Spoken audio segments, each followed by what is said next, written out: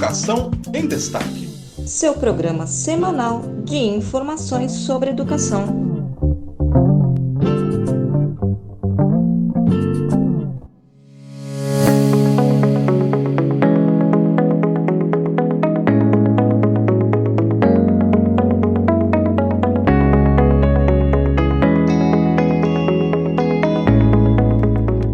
Os diretores representam o segundo fator que mais impacta a aprendizagem dos estudantes, atrás apenas dos professores.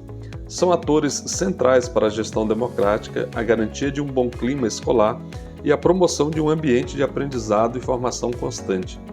De acordo com a Associação Dados para um Debate Democrático na Educação, D3E, cerca de 30% das redes exigem cursos de gestão escolar para candidatos ao cargo de diretor, com variação na carga horária desses cursos de 20 a 360 horas.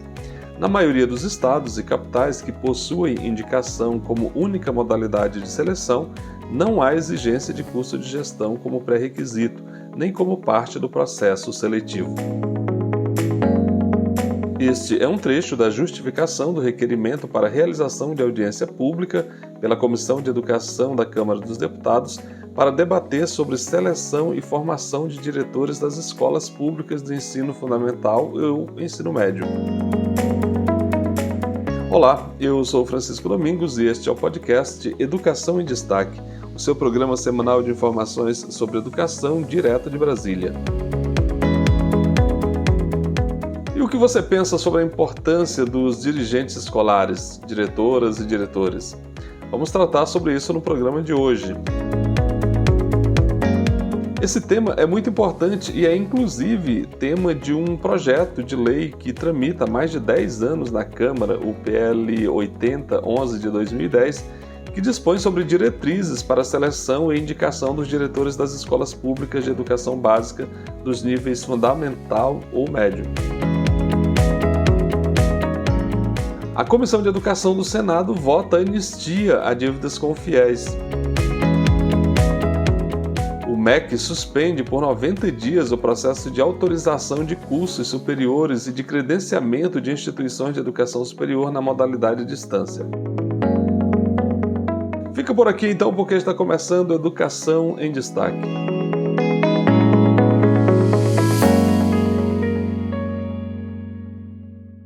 Seleção e formação de diretores escolares foram debatidas pela Comissão de Educação da Câmara dos Deputados. Olha que interessante, talvez você nunca tenha parado para pensar nisso, mas apenas 30% das secretarias de educação de estados e municípios exigem curso de gestão escolar para o cargo de diretor. A informação é de um estudo da Associação Civil Sem Fins Lucrativos, Dados para um Debate Democrático na Educação. Os dados foram apresentados em um debate na Comissão de Educação da Câmara, que aconteceu na quinta-feira, dia 30. A mesma pesquisa mostra que ainda existe no Brasil grande heterogeneidade entre municípios e estados em relação às formações de seleção e de formação de diretores. Na maioria dos estados, há mais de uma modalidade compondo a forma de seleção principal, sendo as modalidades mais frequentes a eleição, 56%, indicação, olha que curioso, 48%, plano de gestão, 33%, e certificação, 30%. Segundo o diretor executivo da Associação Dados para um Debate Democrático na Educação, o Antônio Bresolim, que foi um dos palestrantes na audiência pública que discutiu o tema, os diretores representam o segundo fator que mais impacta na qualidade da educação, atrás apenas dos professores. Ele destaca ainda que o Plano Nacional de Educação, vigente e que, como a gente sabe, se esgota agora no dia 31 de dezembro, já apontava para a importância da gestão escolar. Vamos ouvir então o Antônio Bresolim. Quando a gente fala, da seleção e formação dos diretores escolares, como já foi falado aqui, a gente sabe que esse é um tema de extrema importância para a melhoria da qualidade da educação brasileira. E hoje aqui a gente tem o privilégio de contar com a presença de duas pesquisadoras que são referência nesse tema e também com a participação de duas diretoras, que conhecem muito bem a dinâmica da escola e com isso estão enriquecendo aqui ainda mais a nossa conversa a partir dessa visão.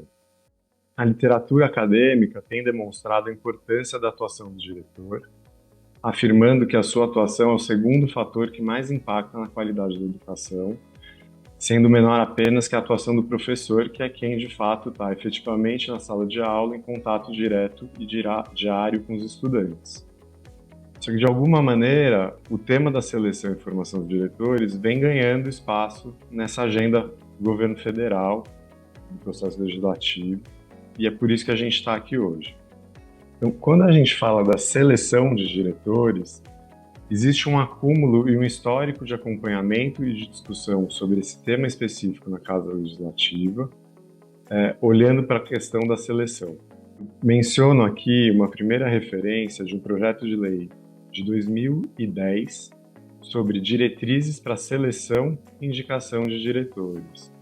Mas também referencio e reforço que esse ano, em 2023, foi apresentado um novo projeto de lei cuja relatoria é de responsabilidade do deputado Gilvan Alencar e que basicamente, eu não vou entrar aqui no mérito, mas esse projeto ele também aborda esses dois aspectos são muito importantes. A forma como se dá o acesso ao cargo do diretor e a vigência do mandato do diretor escolar.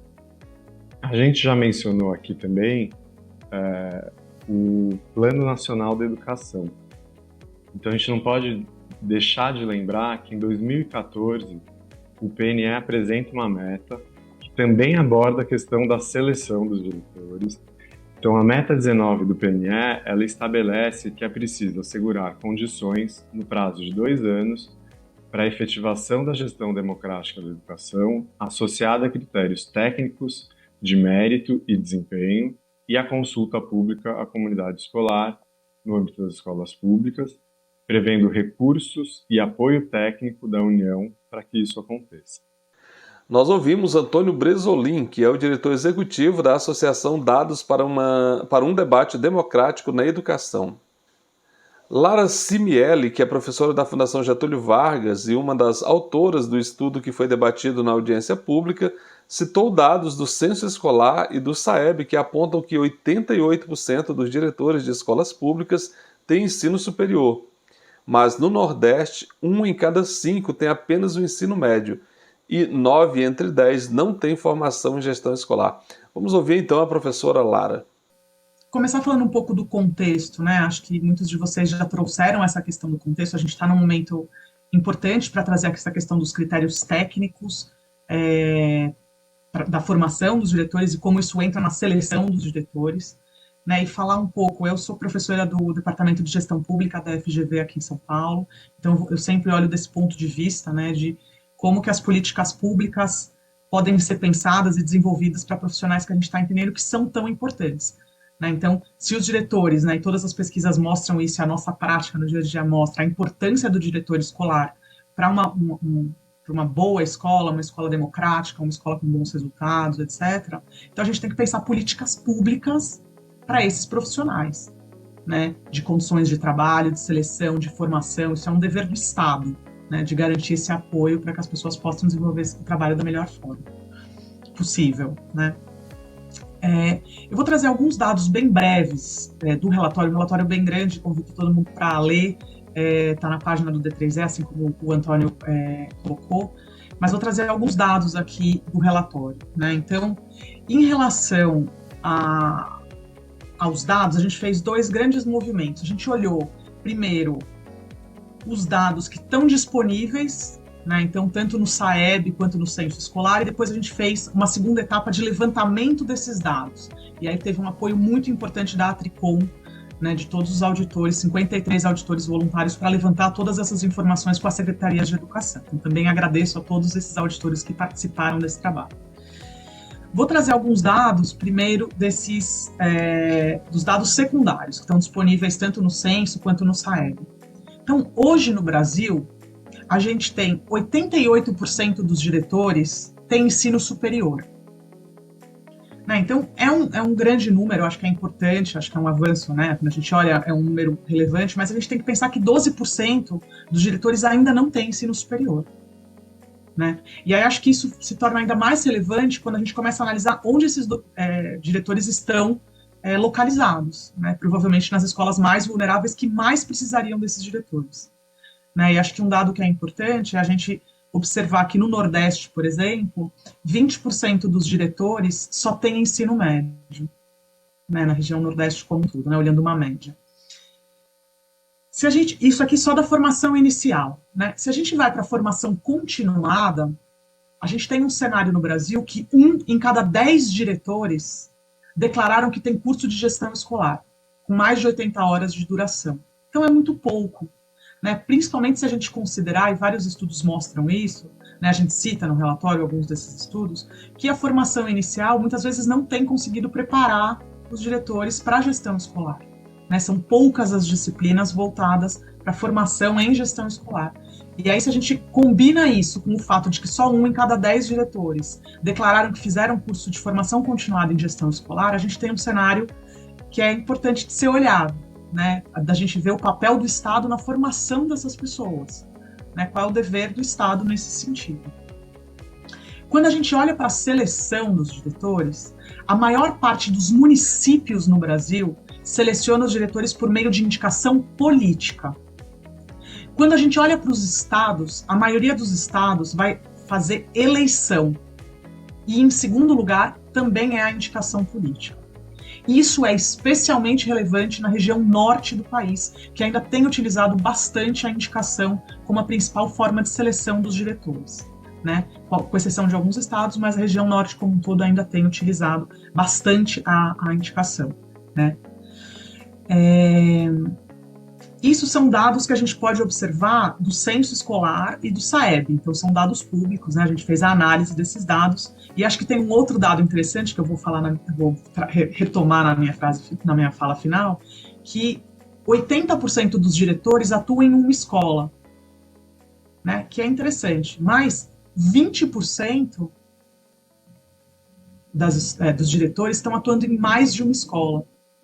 Então, isso também é um ponto importante, também é um aspecto relevante da política pública que a gente tem que pensar de como a gente está alocando esses diretores, e que talvez, mais uma vez, as escolas mais vulneráveis não tenham um diretor exclusivo ali. Né? Isso são dados primários, os dados que a gente levantou na pesquisa, vou trazer algumas coisas bem rápidas aqui. Né? Então, se a gente for olhar a questão da formação, só 1/3 das secretarias de educação estaduais e das capitais do Brasil exigem curso de gestão para que você possa tomar posse, né, como diretor de escola. E esse curso ele tem variado bastante de 20 até 360 horas, então é um cenário bastante heterogêneo em relação aos pré-requisitos relacionados à formação dos diretores. A maioria das secretarias oferece formação continuada, mas a maioria ainda está relacionada a um aspecto pedagógico, e isso feito por meio de aulas expositivas, tem muito pouco uso de aulas práticas, né, para a formação desses diretores. E em relação à seleção, o que a gente observou? Que tem tido um aumento dos processos seletivos mais qualificados, né, para selecionar os diretores, mas que a gente ainda tem um cenário com alguns desafios aí, eu comentei alguns deles, né, principalmente em relação à seleção, principalmente na região norte do país. Ouvimos então Lara Simieli, que é professora da Fundação Getúlio Vargas. E fica por aqui porque no próximo bloco nós vamos continuar repercutindo esse assunto. Voltamos já. Você está ouvindo Educação em Destaque, o seu podcast sobre educação. Um oferecimento do Sindicato Nacional dos Técnicos de Nível Superior das IFES, o ATENS Sindicato Nacional. E já estamos de volta. A audiência pública que estamos repercutindo aqui foi pedida pelo deputado Edilvan Alencar, que é do PDT do estado do Ceará. De acordo com o deputado, a iniciativa foi motivada por uma seleção de gestores que ocorreu em seu estado. O deputado disse que foi procurado por diretores que estavam preocupados com a qualidade da formação oferecida na seleção, com questões de múltipla escolha, fora da realidade do cotidiano de um diretor. Segundo Edilvan, os locais que possuem indicação como única modalidade não exigem curso de gestão como pré-requisito no processo seletivos. Vamos abrir aspas aqui para a fala do deputado Edilvan Alencar. Ele disse: Diretor que não é escolhido por mérito, por competência, fica à mercê do ditame de um determinado político. As pessoas não respeitam o diretor que não tem competência, e aí começam a vir resultados desastrosos, fecha aspas. O deputado é relator do projeto de lei 8011 de 2010 sobre seleção e indicação de diretores de escolas públicas. A proposta é analisada na Comissão de Educação. O Plano Nacional de Educação, como a gente sabe, que começou a vigir ali em 2014 e se conclui agora em 31 de dezembro, ou melhor, vai no ano que vem, completa aí o seu período de vigência, estimula que a seleção de diretores seja realizada por meio de critérios técnicos, combinados à consulta à comunidade escolar. Na mesma linha, o novo Fundeb, o Fundo de Manutenção e Desenvolvimento da Educação Básica e de Valorização dos Profissionais da Educação, inseriu a adoção de critérios técnicos na seleção dos diretores como um dos requisitos para a distribuição dos recursos. A professora de Pedagogia da Universidade Federal do Estado do Rio de Janeiro, Ana Cristina Prado de Oliveira, ressalta a importância de processos seletivos que comprovem liderança e competência técnica das equipes.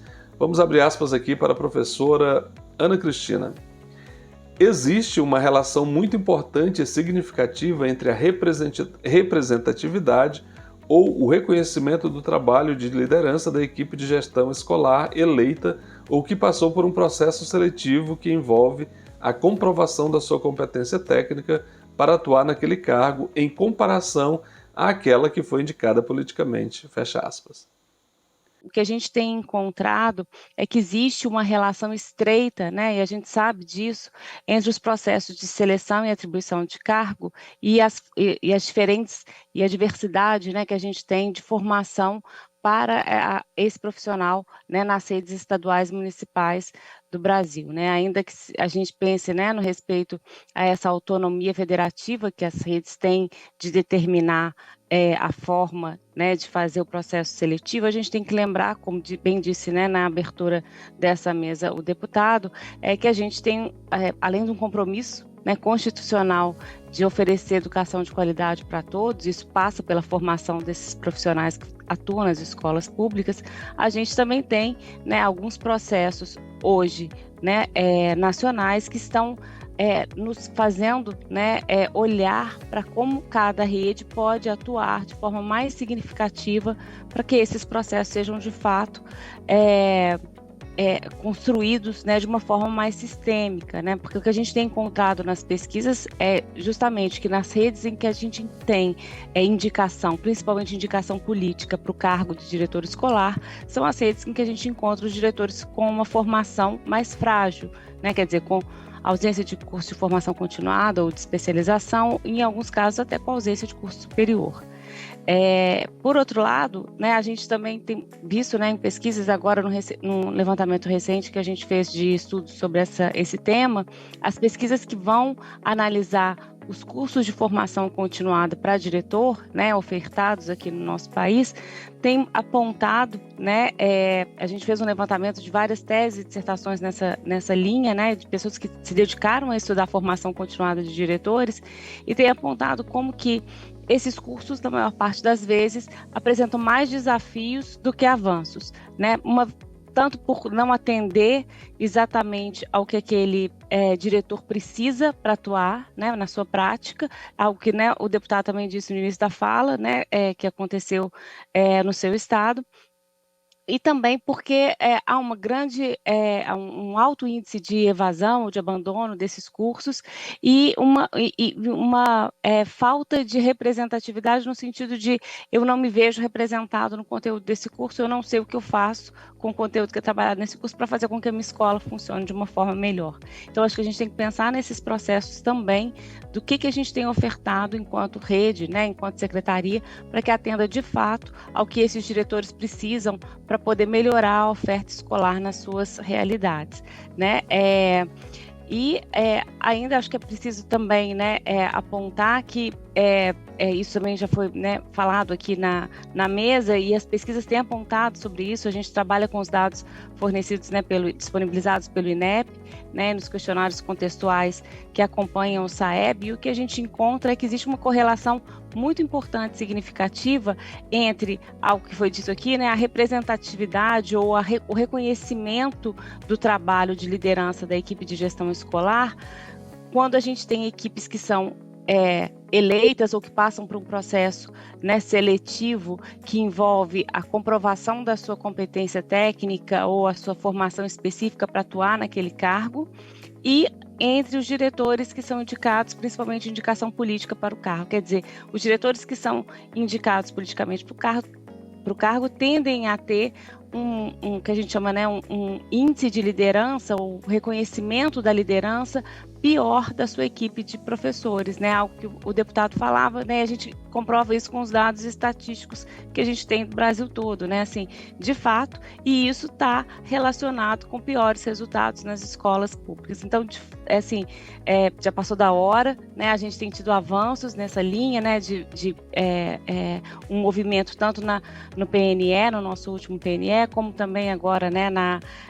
No novo Fundeb, com a condicionalidade do VAR, e também, né, no estabelecimento de uma matriz de competências para o trabalho do diretor escolar, que está ainda, né, aguardando ser homologada no Ministério da Educação, mas que define alguns critérios que são importantes para a gente pensar políticas para a carreira desse profissional, né, que vão desde a seleção até passando pela formação inicial, pela formação continuada, mas também nas condições de trabalho, né, para que esse diretor de fato consiga fazer diferença nas suas escolas, e no acompanhamento e avaliação do trabalho desse profissional, né, também pelas redes de ensino.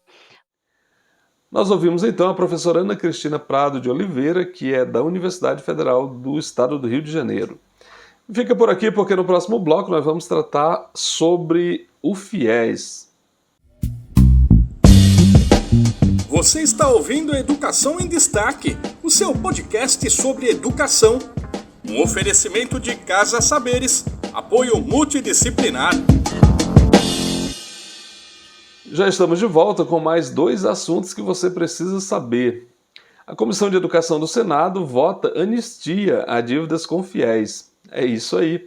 A Comissão de Educação do Senado Federal pode votar na próxima terça-feira, dia 5, o projeto de lei número 3652 de 2023, que concede o perdão de dívidas de alunos com o Programa de Financiamento Estudantil, o FIES. A reunião está marcada ali para as 10 horas e tem outros itens na pauta. O PL 3652 foi sugerido pelo senador Cleitinho, que é do Republicano de Minas Gerais, e recebeu relatoria favorável ali da senadora professora Dorinha Seabra, que é do União Brasil de Tocantins. O texto original anistia os débitos de todos os estudantes com fiéis, independente de requerimento do devedor. As dívidas são estimadas em 11 bilhões de reais. A relatora sugeriu um texto substitutivo para condicionar o perdão à participação do aluno em programas para apoiar serviços públicos. O texto da deputada Dorinha diz, abre aspas, cada estudante optante por essa modalidade de quitação pode atuar em escolas, serviço de saúde ou em outras áreas de políticas públicas, conforme a formação adquirida na graduação ou no curso que tiver sido financiado pelo FIES, fecha aspas. Caso aprovado, o projeto segue para análise da Comissão de Assuntos Econômicos. E para fechar o nosso programa de hoje, o último assunto é que o MEC suspende a autorização de cursos superiores e de credenciamento de instituições de educação superior na modalidade EAD.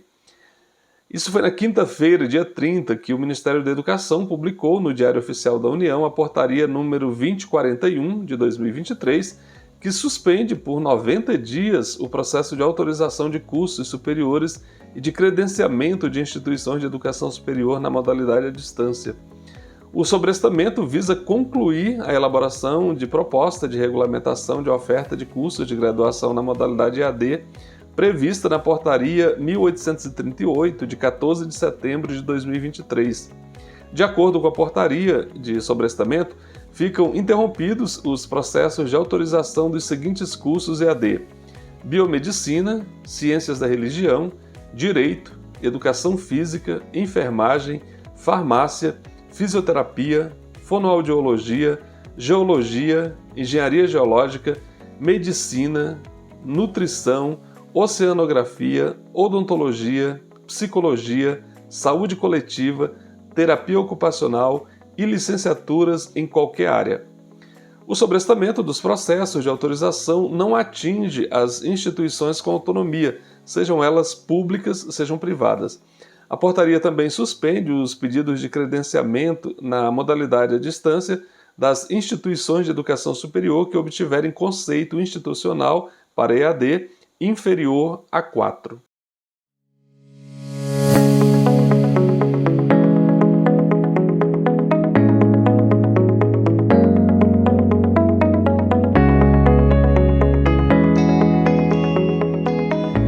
Estamos chegando ao final do nosso programa. Muito obrigado pela sua audiência.